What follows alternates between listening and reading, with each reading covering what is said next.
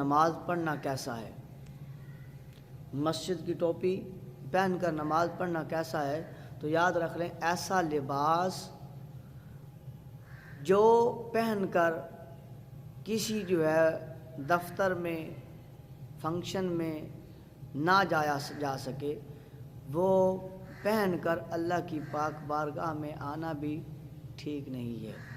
لہذا یہ کھجور والی ہے یا پلاسٹک والی ہے یا یو ٹوپی ہے جو مسجدوں میں موجود ہوتی ہے، اویلیبل ہوتی ہے، وہ وہ طرح طرح کے مسائل کا سامنا ہوتا ہے اس میں۔ جب وہ کرتے ہیں تو عجیب محسوس ہوتا ہے، تو لہذا نماز تو اس میں ہو جائے گی لیکن مکروہ تنزیہی ہوگی۔